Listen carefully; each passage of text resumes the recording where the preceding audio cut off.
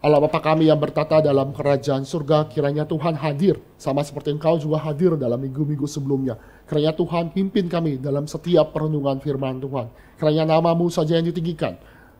Kiranya Tuhan juga pimpin untuk membukakan hati kami untuk mengerti bagaimana kami mempersiapkan diri kami di tengah-tengah Natal ini. Kiranya Tuhan urapi juga hamba-Mu yang akan memberitakan kebenaran firman Tuhan. Kiranya Tuhan taruh firman-Mu sehingga hamba-Mu bisa menyatakan isi hati-Mu. Di dalam nama Tuhan Yesus, Juru Selamat kami yang hidup, kami sudah berdoa. Amin. Bapak Ibu yang dikasih Tuhan, kita di dalam masa Advent. Ini adalah Advent ketiga, sebelum nantinya Advent keempat, dan akhirnya kita akan merayakan Natal pada tanggal 25. Tapi Bapak Ibu yang dikasih Tuhan, apakah Advent itu? Apa sih Advent? Itu apakah hanya tradisi kita menyalakan lilin? Atau apa sih sebenarnya Advent? Advent adalah menanti. Menanti siapa? Menanti juru selamat. Menanti seseorang yang datang untuk menyelamatkan kita. Tapi Bapak Ibu yang dikasih Tuhan, sebelum kita menanti juru selamat, kita harus sadar ada kebutuhan akan juru selamat. Kita menanti karena kita ada dalam posisi yang membutuhkan orang itu datang. Sebagai contoh Bapak Ibu, kalau Bapak Ibu tengah malam lapar, biasanya Bapak Ibu pesan Gojek, pesan GoFood, betul ya Bapak Ibu ya. Pesan itu, kenapa pesan makanan? Karena Bapak Ibu melapar dan akan menantikan abang ojek itu datang untuk mendapatkan makanan. Kita menantikan karena kita ada suatu kebutuhan akan kelaparan. Maka di dalam momen Advent ini, kita harus tahu, kalau kita mau menantikan Yesus Kristus, maka kita harus sadar terlebih dahulu kondisi kita seperti apa. Mengapa kita menantikan Yesus Kristus? Mengapa kita menantikan Mesias? Mengapa kita menantikan Immanuel itu hadir di tengah-tengah? Karena kita berada di dalam kondisi seperti apa? Kita berada di dalam konsep dosa. Injil yang pertama kali diberitakan adalah Injil yang diberitakan di dalam kitab Kejadian. Mari kita membuka satu bagian firman Tuhan di dalam kitab Kejadian pasal yang ketiga. Kita tidak akan membaca seluruh bagian, kita akan mulai dari ayat ke-8 sampai kepada ayat 21. Saya ayat 8, Bapak Ibu akan menyambut ya ayat 9, demikian seterusnya sampai ayat 21. Ketika mereka mendengar bunyi langkah Tuhan Allah yang berjalan-jalan dalam taman itu pada waktu hari sejuk, bersembunyilah manusia dan istrinya itu terhadap Tuhan Allah di antara pohon-pohonan di dalam taman. Ayat 9. Tetapi Tuhan Allah memanggil manusia itu dan berfirman kepadanya, di manakah engkau? Ia menjawab, ketika aku mendengar bahwa engkau ada dalam taman ini, aku menjadi takut karena aku telanjang, sebab itu aku bersembunyi. Firman-Nya, siapakah yang memberitahukan kepadamu bahwa engkau telanjang? Apakah engkau makan dari buah pohon yang kularang kau makan itu? Manusia itu menjawab, perempuan yang kau tempatkan di sisiku, dialah yang memberi dari buah pohon itu kepadaku, maka aku makan.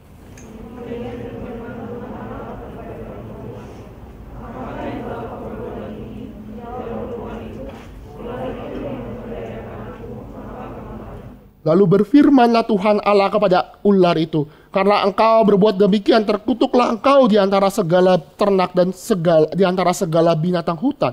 Dengan perutmu lah engkau akan menjalar, dan debu tanahlah akan kau makan seumur hidupmu.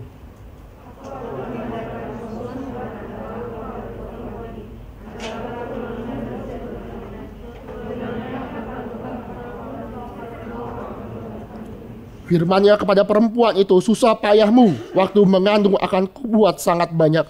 Dengan kesakitan engkau akan melahirkan anakmu, namun engkau akan birahi kepada suamimu, dan ia akan berkuasa atasmu.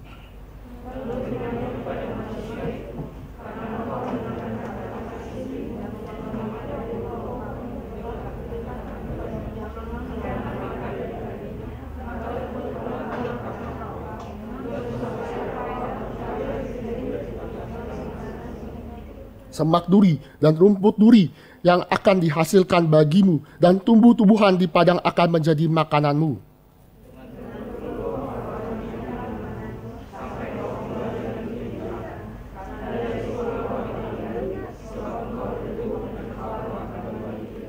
Manusia itu memberi nama Hawa kepada istrinya, sebab dialah yang menjadi ibu semua yang hidup.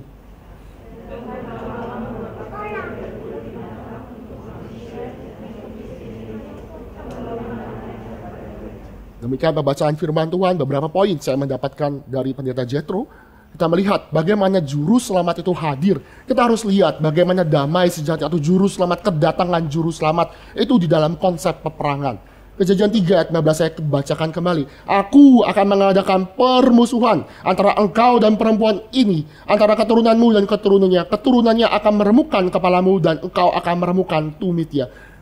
Juru selamat hadir atau damai, Natal, Injil pertama yang diberitakan melalui Tuhan kepada Hawa, kepada manusia itu dimulai dengan ada suatu peperangan. Apa itu? Bahwa Tuhan akan mengadakan perselisihan, Tuhan akan mengadakan suatu permusuhan. Apakah maksud ini? Apakah Tuhan emang sengaja buat perang? Apakah Tuhan sengaja membuat segala sesuatu perang, maka orang Kristen suka perang? Tidak, Bapak Ibu yang dikasih Tuhan. Konsep di mana ada perang itu adalah perang suci. Mengapa saya katakan demikian? Karena Bapak Ibu yang dikasih Tuhan, manusia dan iblis sudah bersekutu. Mereka bersama-sama, manusia sudah jatuh dalam dosa. Maka mereka, tindakan daripada manusia yang sudah jatuh dalam dosa, semua sepikir, sepaham dengan iblis. Mereka bersekutu, mereka bersama-sama dengan iblis, melakukan kejahatan, melakukan dosa. Mereka dihukum. Maka Tuhan harus memisahkan, harus membuat permusuhan. Maka manusia itu dipisahkan, manusia yang dipilih dipisahkan. Maka ada keturunan perempuan dan keturunan daripada ular. Itu harus dipisahkan. Ini adalah permusuhan yang Tuhan adakan. Lalu mengapa ada permusuhan ini? Karena manusia tidak bisa mencari permusuhan dengan diri sendiri. Ini adalah inisiatif daripada Allah. Karena manusia tidak mungkin mau melawan iblis. Mereka sukacita. Maka keselamatan Bapak Ibu yang dikasih Tuhan selalu dimulai dengan inisiatif Allah. Allah berinisiatif. Aku akan mengadakan permusuhan bagi keturunan ini dan keturunanmu. Menyatakan bahwa ini lu inisiatif. Bapak Ibu yang dikasih Tuhan, Allah kita bukan menjadi wasit. Ya mari, ini adalah keturunan perempuan, ini adalah keturunan ular. Mari sama-sama battle, teng, mulai pukul-pukulan. Tidak. Tuhan tidak di dalam posisi netral. Tuhan menyatakan, akulah yang menjadi lawanmu. Aku akan membangkitkan seorang anak yang akan menghancurkan daripada kepalamu. Engkau akan menghancurkan tumitnya. Ini adalah sesuatu yang terjadi. Maka Tuhan selalu membuat permusuhan ini terjadi. Ini yang dikatakanlah posisi perang. Posisi di dalam yang namanya damai yang sejati harus dilihat di dalam perspektif perang. Tuhan memberikan perang. Dan perang ini harus kita maknai bahwa Allah berinisiatif. Bapak Ibu yang dikasih Tuhan, dalam membaca kitab Kejadian, ada yang namanya permusuhan itu sempat namanya dijadikan persatuan. Bapak Ibu kalau tahu di dalam kisah Nuh, sebelum kisah Nuh akhirnya Tuhan mengirimkan air bah, itu ada yang namanya kawin campur. Anak-anak Allah dengan anak-anak manusia. Artinya apa? Itu keturunan daripada Set. Keturunan daripada Set itu yang adalah keturunan perempuan. Itu kawin campur dengan yang namanya keturunan daripada Kain, keturunan daripada ular. Maka ini terjadi apa ya? Kan bersatu kan. Maka apa yang dilakukan Tuhan adalah dia bikin permusuhan lagi. Dia pisahkan dengan cara mengirimkan air bah. Tapi permasalahannya, setelah permusuhan itu, air bah itu sudah ada. Masalah yang namanya keturunan ular dan keturunan perempuan itu selalu ada sepanjang zaman. Mengapa saya katakan demikian? Karena setelah 8 orang itu diselamatkan dari air bah itu, 8 orang itu, dia hidup, dia melanjutkan kehidupan. Apa yang terjadi? Salah satu keturunan, salah satu anak daripada Nuh itu akhirnya dikutuk Tuhan. Ham menjadi bapak orang Kanaan. Dia melakukan dosa sehingga dia akhirnya menjadi keturunan ular selanjutnya. Maka permasalahan dosa tidak bisa diselesaikan dengan air bah. Tetapi kita harus sadar, peperangan ini terus terjadi sampai senantiasa sepanjang zaman. Contoh, peperangan antara dua keturunan ini, keturunan perempuan dan keturunan ular, itu pun sudah terjadi antara Esau dan Yakub. Esau dan Yakub lahir dari rahim yang sama. Dia kembar walaupun tidak identik. Dia lahir di dalam kandungan dia sudah bergejolak gitu ya. Hebat ya, bisa berantem sampai mamanya itu bilang mau mati rasanya. Ini terlalu hebat sekali bergejolaknya di dalam rahimnya. Tetapi Tuhan mengatakan dari rahim ini ada 2 bangsa. Tapi bangsa yang Esau itu adalah yang akan dibenci Tuhan, akan dibuang Tuhan. Tetapi Yakub dicintai. Lihat, peperangan antara 2 hal ini, ular dan perempuan, terus terjadi. Maka di dalam perjanjian baru, Bapak Ibu yang dikasih Tuhan, Tuhan pernah berkata, aku akan memisahkan antara domba dan kambing. Bapak Ibu tahu ya, domba dan kambing, lalang dan gandum, selalu terjadi. Bahkan satu hal bagian firman Tuhan yang kita tahu, bahwa Tuhan itu pernah berkata, jangan kamu sangka aku datang membawa damai. Aku akan bawa pedang untuk memisahkan antara suami dan istri. Apa maksudnya? Artinya apa? Di dalam keselamatan Tuhan, harus ada di dalam perspektif perang. Saya katakan bukan perang secara jasmani, tapi perang secara spiritual. Perang bahwa keselamatan itu dari inisiatif Allah. Allah memerangi daripada orang-orang yang berdosa, yang terus-terus melawan Tuhan. Ini poin yang pertama. Poin kedua, di dalam keselamatan yang Tuhan berikan, first gospel yang Tuhan nyatakan dalam Kejadian 3 ayat 15, dimulai dengan konsep tanah yang terkutuk. Bapak Ibu yang dikasih Tuhan, ular dikutuk, Adam tidak pernah dikutuk. Sekali lagi ya, ular yang dikutuk, tapi Adam tidak pernah dikutuk. Adam cuma dikatakan, karena kamu lahir daripada Adam, dari tanah, maka tanah itu terkutuk. Tapi Adam tidak pernah terkutuk. Tetapi mengapa Tuhan mengutuk ular tetapi tidak mengutuk Adam? Sebenarnya ini memberikan indikasi bahwa Allah kita memberikan pintu pertobatan bagi manusia. Mengapa saya katakan demikian? Karena ketika Adam dan Hawa melakukan dosa, mereka bersembunyi dan Tuhan datang di tengah-tengah taman. Di hari yang sejuk, dia berjalan-jalan seperti biasa. Apakah yang terjadi?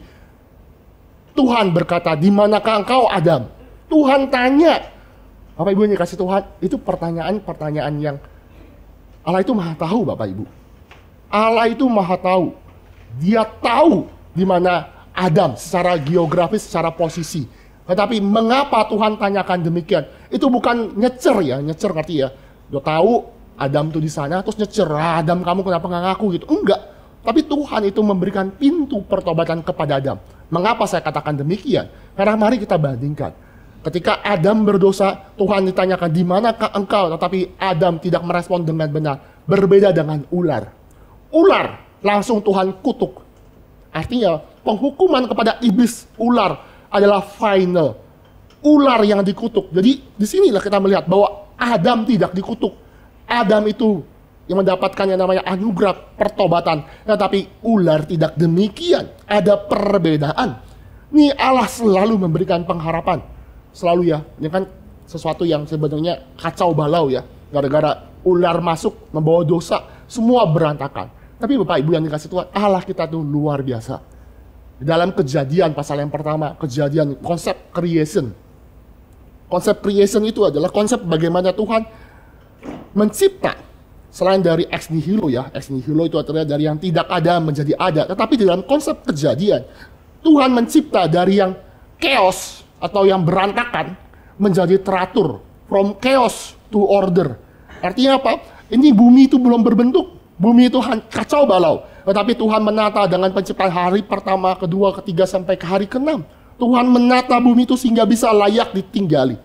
Dan konsep yang sama pun juga di dalam keselamatan. Di dalam Kejadian 50 ayat 20 itu adalah ayat yang sangat terkenal. Mana Yusuf berkata, kamu mereka-rekakan yang jahat, tetapi Allah mereka yang baik untuk menyelamatkan satu bangsa. Lihat ya, kondisi Yusuf itu adalah kondisi yang chaos. Mengapa? Karena keluarga daripada Yusuf, keluarga Yusuf itu, abangnya menjual yang namanya adiknya. Ayahnya, Yakub pilih kasih. Chaos. Tetapi Tuhan adalah Tuhan yang maha kuasa. Dari sesuatu yang chaos, menghasilkan yang teratur. Itulah berita keselamatan. Maka konsep yang sama pun juga terjadi Bapak Ibu. Kejadian 50 ayat 20, itu bukan hanya membicarakan keluarga Yusuf saja, adanya mereka-mereka yang jahat, tetapi juga memberitakan pengharapan. Mengapa? Iblis menghancurkan segala sesuatu dengan chaosnya, tetapi Allah membuat segala sesuatunya itu menjadi order lagi. Kejadian 50 ayat 20 itu juga menceritakan, manusia sudah jatuh dalam dosa, sudah berantakan, tapi nanti akan datang keselamatan yang akan menata ulang kembali. Lihat, jadi Kejadian 50 ayat 20 itu juga menceritakan bahwa ini loh, akhir zaman Tuhan akan menentukan segala sesuatu dengan indah, dengan order. Inilah yang Tuhan, Bapak Ibu yang kasih Tuhan, Allah itu kadang-kadang suka pakai sesuatu yang bersifat ironi. Ironi di dalam keselamatan. Contoh ya, ini kan dari yang berantakan menjadi order ya, sesuatu yang nggak mungkin menjadi mungkin karena Tuhan itu maha kuasa. Contoh ya bagaimana Tuhan memberikan keselamatan di dalam bilangan. Misalkan contoh ya, Bilangan kan Israel tuh menggerutu terus. Akhirnya Tuhan marah dan akhirnya Tuhan kirimkan ular tedung. Bapak Ibu ingat ya cerita sekolah minggu ya. Ular tuh datang menggigit-gigit semua. Apa yang dilakukan oleh Musa? Dia berdoa kepada Tuhan. Tuhan perintahkan kepada Musa, bikin ular tembaga.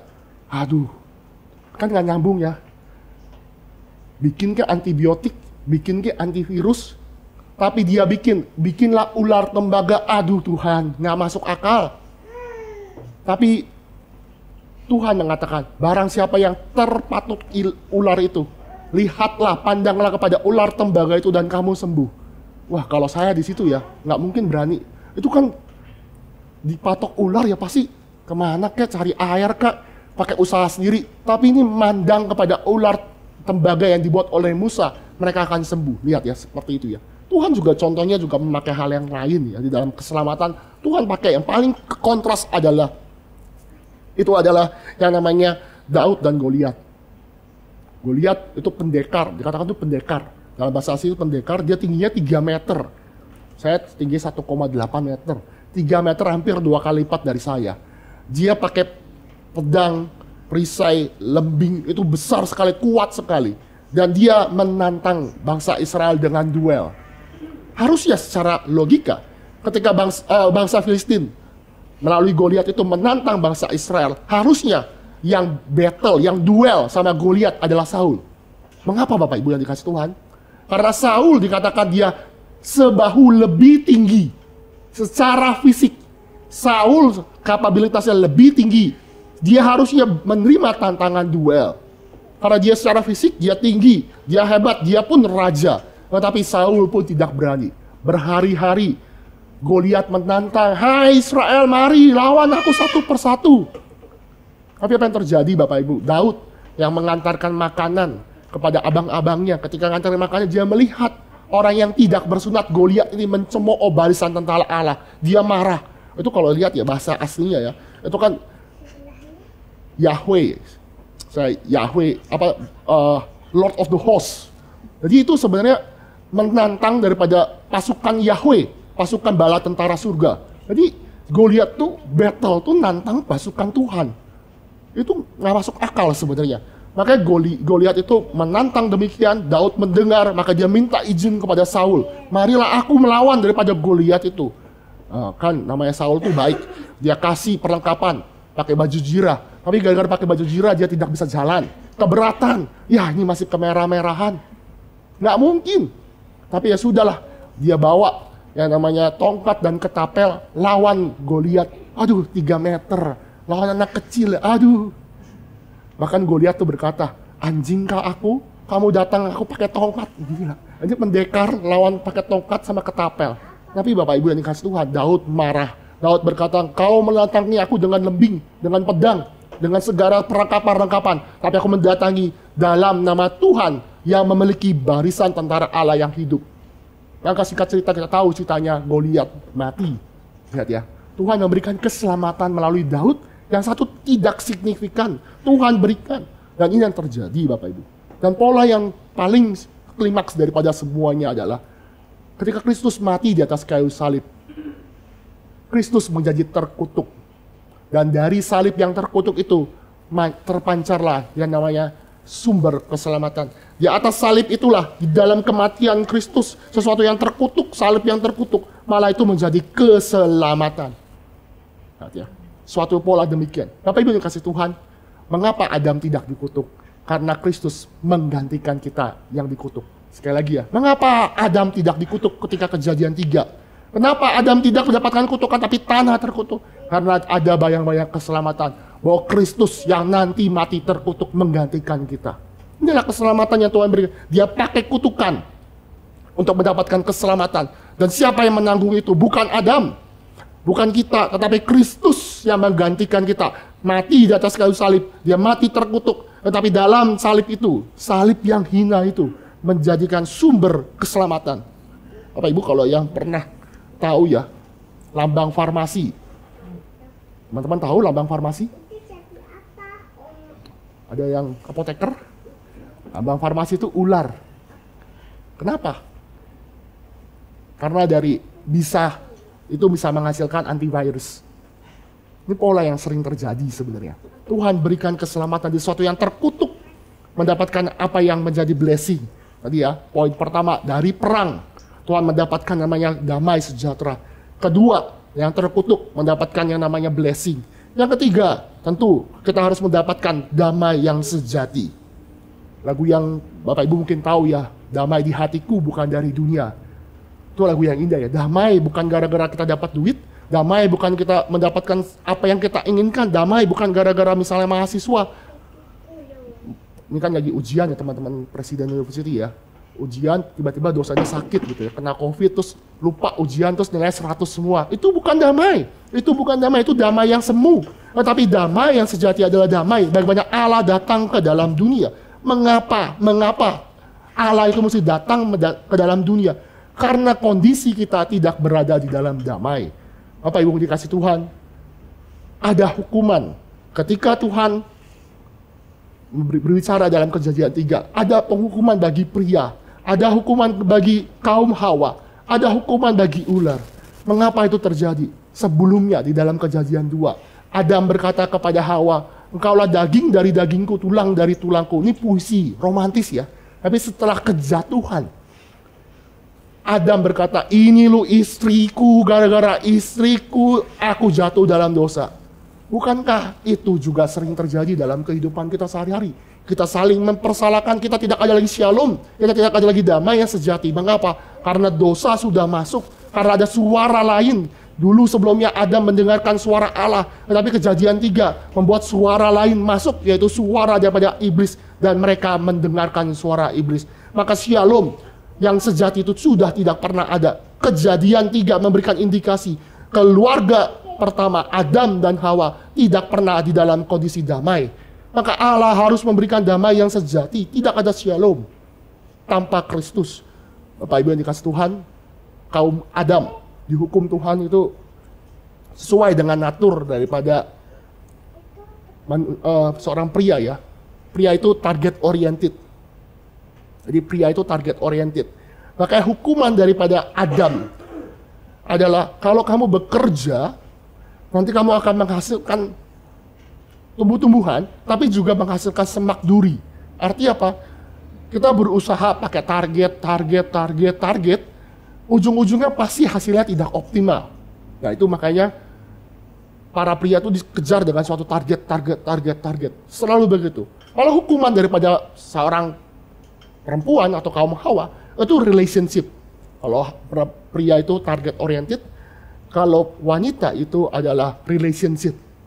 Maka hukuman daripada Hawa adalah waktu kamu mengandung, kamu akan berpeluh. Itu artinya mengatakan bukan hanya kesakitan ketika bersalin, tidak, tetapi ketika kamu mendidik anak-anak, kamu akan merasakan sakit. Artinya kamu akan merasakan suatu kesedihan melihat anak-anak itu tidak nurut, tidak mendengarkan kata daripada orang tua. Begitupun juga relasi dengan yang namanya suaminya. Istri akan birahi terhadap suami dan suami akan berkuasa. Itu relationship, relasi antara suami, istri, yang namanya orang tua dengan anak, khususnya daripada kaum Hawa. Bapak Ibu dikasih Tuhan, saya kadang-kadang suka main rumah mertua saya. Kadang-kadang kan sama istri saya, sama Thea itu main bersama-sama di rumah opa-omanya. Biasanya kalau mau cepat pulang itu gini, saya sama istri saya berkata, Thea, papi mami mau pulang, ayo pulang. Biasanya kan sok-sok ngambek-ngambek gitu kan. Nah langsung, biasanya saya dan istri saya berkata, ya sudah ya, kamu tinggal sini aja ya sama opa sama oma. Biasanya Thea itu langsung bilang, jangan tinggalin, mau ikut papi, mau ikut mami. Oke kan? Oke, jadi itu mempercepat pulang tuh begitu caranya. Sedikit mengintimidasi. Oke. Suatu kali kita coba cara yang seperti itu. Apa yang terjadi? Saya berkata, ayo Thea, kita pulang. Apa kamu mau tinggal sini sama opa sama oma? Dan Thea menjawab, dadah mama, dadah papa.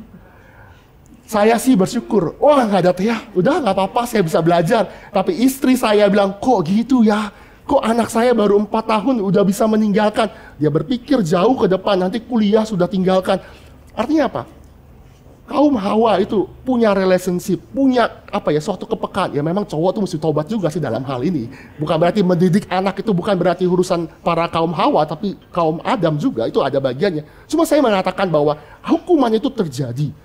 Ada suatu tidak ada kedamaian dalam keluarga. Maka Allah itu hadir. Allah itu hadir. Bapak Ibu yang dikasih Tuhan, damai yang sejati ya. Bukan berarti dalam kondisi kita itu harus ada damai dalam arti kita nyaman. Ketika Injil pertama kali diberitakan, atau kisah Natal lah, kita katakan kisah Natal di dalam kitab Lukas sebagai contoh ya. Kitab Lukas itu menceritakan bagaimana ketika malaikat berkata kepada Maria, Maria itu mengandung. Apa yang terjadi? Maria harus menerima nasib dia sebagai perempuan yang masih muda dan dia harus menanggung. Lihat ya, ini kan damai sejahtera ya. Suatu berita Natal. Kalau itu berita Natal, harusnya di dalam kondisi baik-baik saja dong. Tetapi berita Natal kadang-kadang datang ketika kondisi kita tidak nyaman. Dan menarik lagi ya, untuk menggenapi apa yang dikatakan oleh nubuatan Nabi Mika, bahwa nanti Kristus akan datang di Bethlehem. Apa yang terjadi adalah Yusuf dan Maria harus berjalan 164 km dari Yerusalem menuju Bethlehem untuk menggenapi. Saya yakin ya, Maria, Yusuf itu ya, jalan kaki 165 km itu mungkin hampir sampai Bandung ya. Jalan kaki dan itu sudah hamil besar. Bapak Ibu yang sudah punya istri, jalannya itu nggak mungkin bisa cepat. Lama, ketinggalan, makanya dia tidak dapat penginapan. Tapi yang menarik adalah Bapak Ibu yang dikasih Tuhan, itu kondisi tidak ideal. Itu banyak alasan kepada Maria dan Yusuf berkata, Tuhan, kamu tahu kan gara-gara kamu saya jadi hamil. Gara-gara kerjanya daripada Allah Roh Kudus, aku hamil. Dan sekarang kamu suruh saya harus pergi ke Bethlehem. Maria dan Yusuf tidak pernah komplain. Walaupun mereka kondisi tidak nyaman, mereka tidak mengalami yang namanya kenyamanan. Tetapi mereka ketika berita Natal, ketika Yesus Kristus dilahirkan inkarnasi, mereka harus siap. Firman Tuhan diberitakan, maka mereka kondisi tidak ideal. Mereka pun harus menggenapi apa yang menjadi pimpinan Tuhan. Lihat. Dan berita Natal juga menarik ya. Yusuf papanya daripada Yesus Kristus. Yusuf itu nggak pernah dituliskan berdialog. Bapak Ibu cari deh. Di dalam Alkitab tuh nggak pernah dituliskan Yusuf itu berdialog. Yang ada dialog antara Maria dengan malaikat. Yusuf mau menceraikan diam-diam si Maria. Terus malaikat Tuhan menampakkan diri. Apa yang dilakukan oleh Yusuf? Dia tidak berbicara, nggak babu, nggak berargumentasi, dan dia melakukan apa yang diperintahkan Tuhan. Lihat ya, dia nggak argumentasi, dia nggak melakukan satu argumentasi, dia terima. Dia melakukan perintah Tuhan. Bahkan ya, apalagi yang dilakukan, dia kan disuruh malaikat Tuhan menyingkir dari Mesir gara-gara ada Herodes si gila itu. Maka apa yang terjadi? Dia pun juga melakukan. Lihat ya, diperintahkan oleh malaikat, dia pergi. Lihat ya, kondisi tidak ideal. Kondisi yang tidak ideal, tetapi disitulah Shalom sejati hadir. Maka Bapak Ibu yang dikasih Tuhan, Natal, nanti tanggal 25 kita akan merayakan lagi dan Natal. Kita merayakan Natal, kadang-kadang kita merasa aku tidak ideal, sulit sekali pergi ke gereja. Kondisi ini sangat menyenangkan, aku mengalami suatu kedukaan, aku melakukan ada suatu pergumulan sejati, maka saya sulit untuk ke gereja. Bapak Ibu yang dikasih Tuhan, berita Natal pertama kali datang di dalam kondisi tidak nyaman, dan kita diminta untuk meresponi dengan benar. Terakhir Bapak Ibu yang dikasih Tuhan, tadi ada perang. Tadi juga ada menceritakan ada tanah yang terkutuk. Ketiga ada damai, bahwa Kristus datang memberikan damai di tengah manusia yang tidak berdamai. Yang keempat adalah keselamatan itu kepada manusia itu dengan cara yang tidak masuk akal. Mengapa? Karena Tuhan pakai perempuan yang melahirkan bayi laki-laki yang menjadikan keselamatan bagi seluruh bangsa. Bapak Ibu yang dikasih Tuhan, ini lawannya iblis. Lawannya iblis. Kalau lawannya iblis, harusnya Tuhan jangan bangkitkan perempuan dan perempuan itu akan melahirkan anak. Harusnya dia panggil Spartan. Tahu ya Spartan ya? Pasukannya gede-gede yang berotot lawan iblis. Dia bangkitkan 300 pasukan Spartan melawan iblis. Tetapi untuk mengalahkan iblis, Tuhan pakai perempuan dan melalui perempuan itu dilahirkan anak laki-laki. Bapak Ibu dikasih Tuhan, itu kalau baca Alkitab tuh itu ada banyak plot twist, Bapak Ibu. Yang suka plot twist tuh begitu ya. Kok iya ya? Kalau nonton film kan ya, ternyata yang menghancurkan iblis tuh malah anak laki-laki. Itu kan plot twist ya. Malah dia pakai perempuan. Banyak lagi plot twist lagi. Plot twistnya tuh gini ya. Misalkan Bapak Ibu ya, kemarin kan kita ada pertandingan bola ya. Contoh ya, Indonesia diwawancara ketika mau lawan Argentina. Contoh ya, Argentina itu kan juara dunia ya kemarin ya, juara dunia. Terus battle sama orang Indonesia, battle pertandingan di dalam persahabatan antara Indonesia dan Argentina. Tentu ya, Indonesia dalam itu adalah underdog. Jelaslah underdog. Argentina pasti ya posisi yang lebih diuntungkan. Pasti pelatih diwawancara. Kita bayangkan ya di konferensi pers, pasti ditanyakan, Bapak pelatih, bagaimana persiapan, bagaimana strategi Bapak untuk melawan tim unggulan top nomor 1, yaitu tim Argentina. Pasti pelatihnya itulah berkata, kami siapkan strategi paling hebat, kita akan bisa mengalahkan daripada Argentina, walaupun dia lebih hebat, diceritakan begitu kan. Nah, dalam konferensi pers, biasa wawancara itu suka ngorek-ngorek. Maksudnya, gimana Pak strateginya? Kan pengen tahu kan. Biasanya kalau pelatihnya itu langsung senyum-senyum. Nanti lihat saja nanti saya akan beritahukan strategi nanti setelah main. Mengapa? Karena strategi itu jangan sampai dibocorkan kepada tim lawan, ngerti ya Bapak Ibu ya? Kalau dibocorkan pasti gagal, betul ya? Tapi Allah kita Allah yang unik.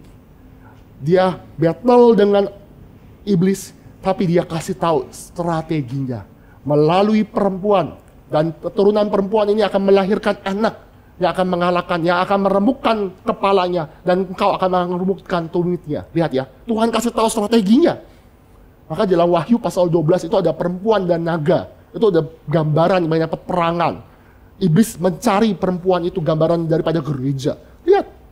Dan lebih lagi plot twist yang terjadi atau hal yang tidak masuk akal dalam keselamatan kita adalah Tuhan pakai wanita untuk melahirkan anak laki-laki. Ya jelas dong, tapi mengapa demikian? Mengapa demikian? Bapak Ibu yang dikasih Tuhan, iblis pakai perempuan untuk membawa chaos. Sekali lagi ya, iblis pakai Hawa, kaum perempuan, untuk menghancurkan, memberikan chaos. Tapi Tuhan ubahkan. Tuhan angkat tinggi-tinggi perempuan yang dipakai oleh iblis untuk menjatuhkan, yang namanya menjatuhkan manusia jatuh dalam dosa. Tapi di dalam konsep Kejadian 3:15, Tuhan pakai perempuan. Seolah-olah Tuhan memutar balikan. Kamu pakai perempuan untuk menjatuhkan, aku ubah perempuan yang kamu pakai untuk menjatuhkan menjadi suatu order, suatu keselamatan. Lihat ya, plot twist ya. Tuhan pakai perempuan, dia balik demikian. Ini plot twist. Yang menarik lagi adalah Tuhan menggenapkan. Mari kita buka dalam Yohanes pasal 20. Bagaimana Injil pertama kali diberitakan justru oleh perempuan. Yohanes 20. Kita akan baca bergantian ayat 16 sampai 18. Saya terlebih dahulu ayat 16, Bapak Ibu 17, nanti 18 saya. Yohanes 20 ayat 16 sampai 16 sampai 18 ya. Kata Yesus kepada Maria. Kata Yesus kepadanya, Maria. Maria berpaling dan berkata kepadanya dalam bahasa Ibrani, Rabuni, artinya guru. Ayat 17.